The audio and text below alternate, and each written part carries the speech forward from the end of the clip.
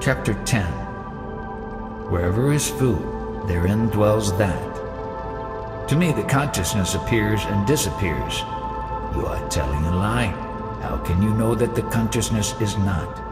Only in sleep the consciousness is not. From the moment of waking to the moment of sleeping, the consciousness is there. Whenever you observe an object, the mind has to be there to interpret it. With consciousness, the mind is there to perceive. Whenever an object is seen, witnessing happens. I do not know what I should call this witnessing. Without mind, there cannot be any witnessing. It can happen only when the objects of mind exist, which is predicated upon the presence of the consciousness. Primarily, witnessing happens to the consciousness in the realm of the mind. All the activities occur to the mind and intellect, and witnessing of that happens to the self. If the consciousness holds on to the body as its identity, then true knowledge will never dawn on you. The self is given the guise of the body, hence the trouble. There are many gurus and many paths. How do we select the right guru and a correct path? Many visitors come here, and many of them are mainly interested in subjects connected with body and mind. But I am not interested in these topics. Rarely someone wants knowledge of the self. My present subject matter is, whatever is gone does not vanish and die, but disperses and manifests into multiplicity. When the consciousness leaves the body, it remains ample, widespread, and manifest. In the manifest world, avatars and social workers have for thousands of years been trying to bring about a change. But in spite of their collective efforts, there has been no improvement at all. Human beings all have the same type of mind and intellect in which they are embroiled and caught up. But no improvement is possible in that state. I always go by the basic principle in the background. Unknowingly, everything is happening against that background, from that principle. A person is normally engaged in activities that may be considered good or bad, but are actually just mental occupation. Everybody is trying to protect and preserve the time factor, that is, the consciousness. So long as time is there, consciousness is there. And time is there so long as the body is present. When the lifespan is over, time has gone. When time has gone, consciousness is gone. As long as the beingness is there, activities proceed. Once you realize that you are not the body, then there is no more attraction for the manifestation. When a firm conviction is established that one is not the body, one's behavior has become just like that of the five elements, claiming no credit as things are merely happening by themselves. Such a one can have no needs and demands. Many people clothed in spiritual attitudes are not inclined to give up their bodily identity. In the name of spirituality, they go on pursuing creeds, faiths, and disciplines. But they do not relinquish their cherished identity, nor do they proceed inwards towards their self. All the diverse guises that are adopted are the characteristics of the mind, its various inclinations, latencies, and not those of the self. Many people change creeds as some change wives when dictated by their mind. When a butcher attains the realized state, he continues his vocation of slaughtering animals because he knows that it is only the function of the body, but that he is not the body and mind. He does not even need a god nor the knowledge of the Brahman. Once you realize that you are not the body and the mind, you have no needs and demands, then you are one with the manifest consciousness. In due course, you are not even the consciousness when you dwell in the highest, thus ultimately also transcending the consciousness. Manifest consciousness is the Brahman. Once stabilized in the Brahman, there is no longer any use for knowledge of the Brahman, that is, knowledge of the self. What can be the use of Brahman to the Brahman? Therefore I, the Brahman, do nothing and need nothing.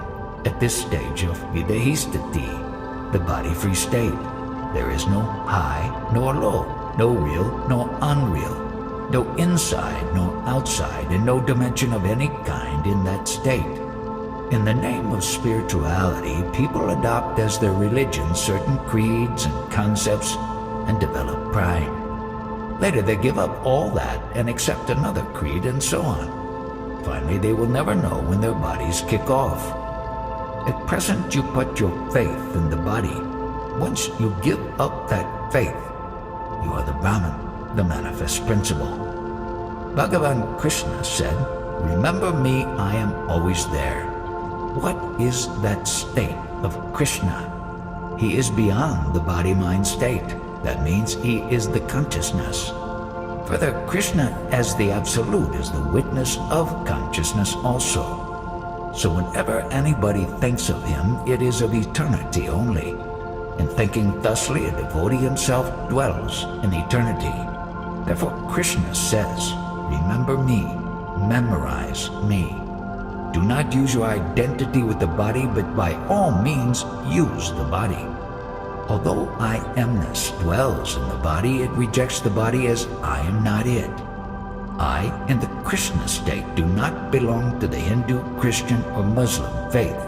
Why?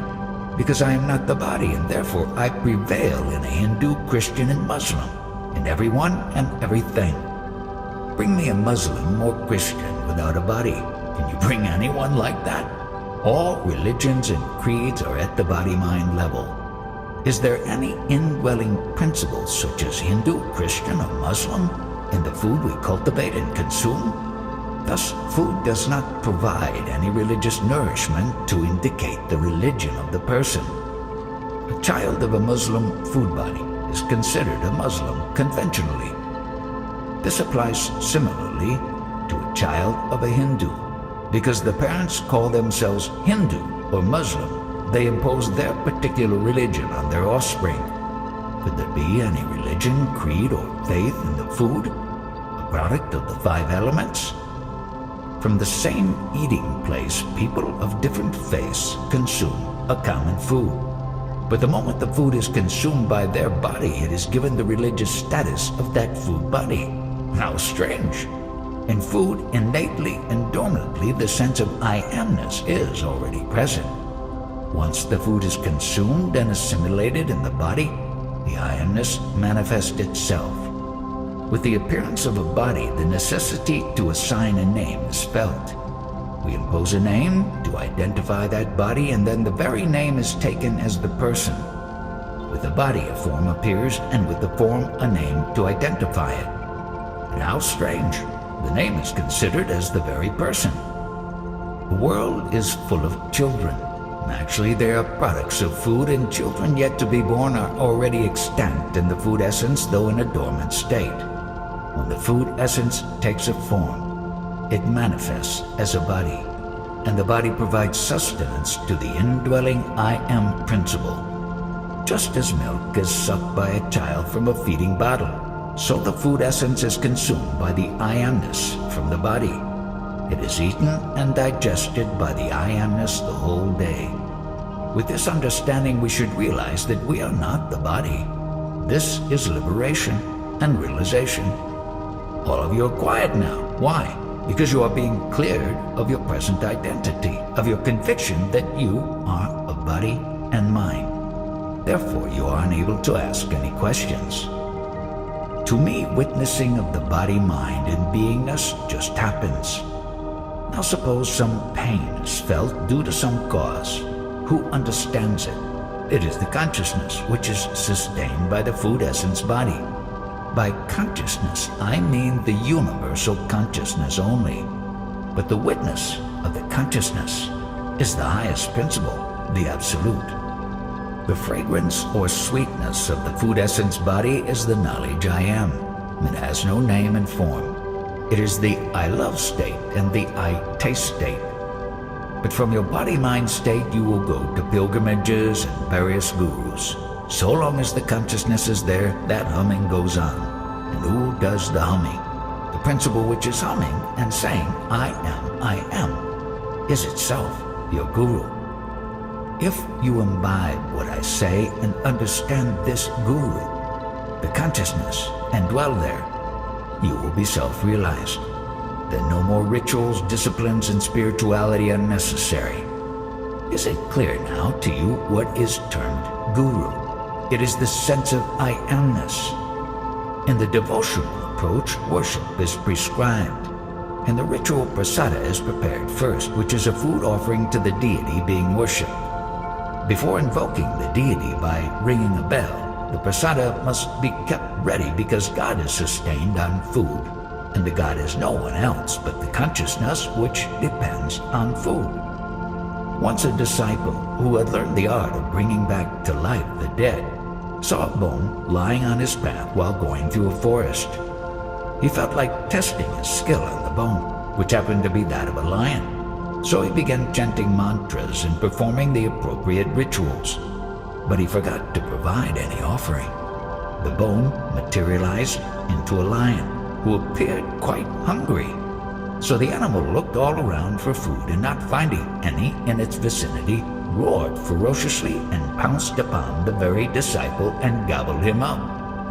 Whenever food of the right quality and in the proper form is available, and when the vital breath functions in it, the I amness principle manifests itself through it. This I amness is the Bhagavan, the godly principle.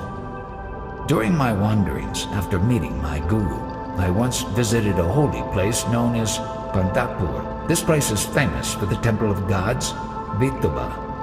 I used to carry a staff, and to cover myself I only had a piece of loincloth. On this occasion I stumbled upon a cremation ground. I was not interested in visiting temples, but I liked to see the temple architecture rather than the idols inside. Within the confines of that cremation ground, a skinny man was sitting in a corner. Out of curiosity, I approached him and queried, "Most sir, why do you sit in this God-forsaken place?" He replied, "Why do I sit here? I really do not know." "Don't you visit the temple of Lord Vithoba?" I asked him further. "No, why should I?" was his short reply. "How do you manage for food?" I asked. "Well, that is no problem. I eat the balls of food kept as offerings for the dead bodies, and I use the cloth in which the bodies are wrapped to cover myself." He said this while I stood quite astonished at his naive replies and continued, "Why should I go anywhere for my needs? Wherever is food, therein dwells that." These words carried a profound meaning, and I felt that he was spiritually quite an advanced soul. Why should we go anywhere? Wherever there is food formed together with the vital breath, therein dwells the godly principle. Therefore I do not go anywhere. This godly principle is also called Bhagavan, the consciousness, the I amness, etc., and is praised by many names and titles. After self-realization, any behavior or actions expressed through the body of a sage are spontaneous and totally unconditioned. They cannot be bound to any disciplines. A realized sage may be discovered in an unkempt person reclining in the ashes of a cremation ground or on the cushioned bed in a palace as a king. He may be a butcher by vocation or a successful businessman. Nevertheless, a realized one, having transcended the realm of beingness, ever abides in the eternal absolute. February 4th, 1980.